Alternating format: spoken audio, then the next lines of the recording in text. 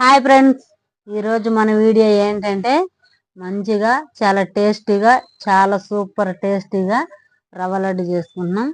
మన వీడియో ముందు ఎవరైనా చూస్తుంటే లైక్ చేయండి, షేర్ చేయండి, సబ్స్క్రైబ్ చేసుకోండి. ఇప్పుడు మన వీడియోలోకి వెళ్ళిపోదాం. మనం పొయ్యి మీద బాండి పెట్టేసుకొని ఒక 2 టీ స్పూన్లు నెయ్యి వేసుకోవాలి. మేము ఎప్పుడు వాడుకున్నా కానీ జిఆర్బి నెయ్యి వాడతామండి. అది చాలా బాగుండిద్ది. జిఆర్బి నెయ్యి అంటే పోసుగా బాగుండిద్దండి. మంచి వాసన కూడా వచ్చిద్ది నెయ్యి.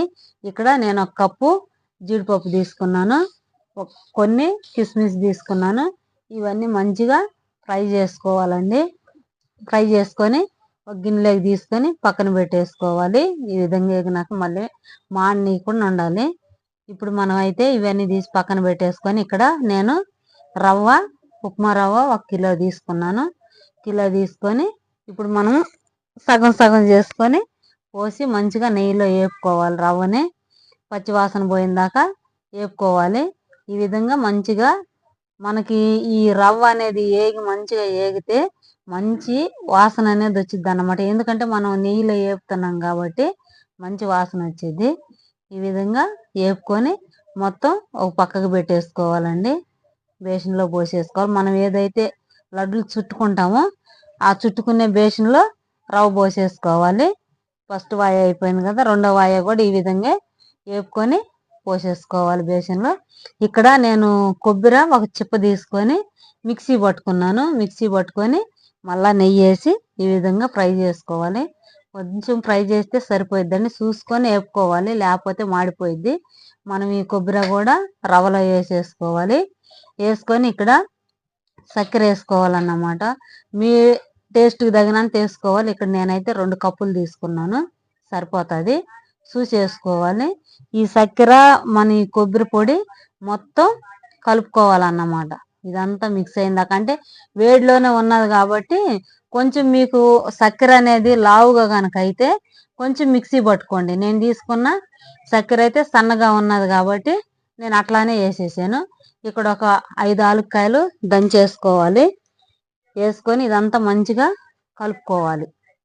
ఇదంతా ఆలుక్కాయలు, ఈ కొబ్బరి, చక్కెర మొత్తం కలిసిందాక కలుపుకోవాలన్నమాట. కలుపుకొని పక్కన పెట్టేసుకోవాలి. ఇక్కడ నేను పాలు 1 హాఫ్ లీటర్ పాలు తీసుకొని ముందే కాచి పెట్టుకున్నానండి.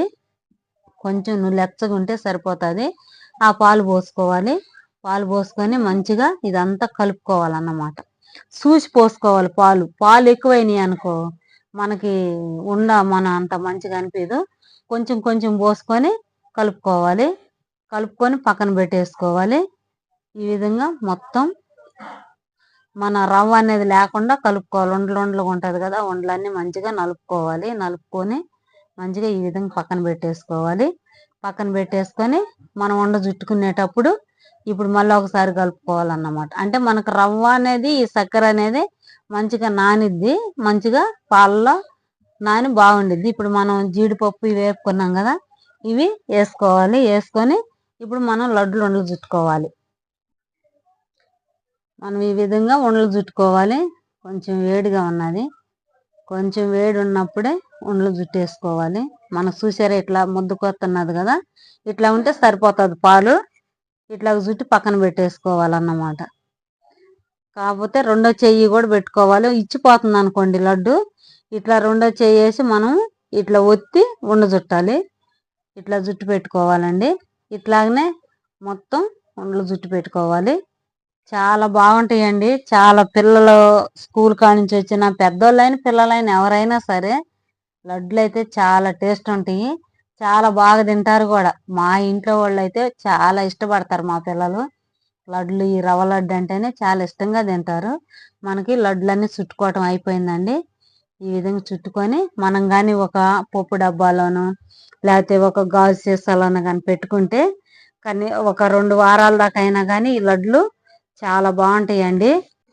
ఈ విధంగా మీరు కూడా రవ్వ లడ్డు చేసుకొని మీకు ఎలా కుదిరింది అనేది మాకు కామెంట్లో పెట్టండి. మీరు అయినా కానీ వంటలు కావాలంటే మాకు కామెంట్లో పెడితే మీకు నచ్చినట్టు చేసి పెడతాము. Thank you for watching.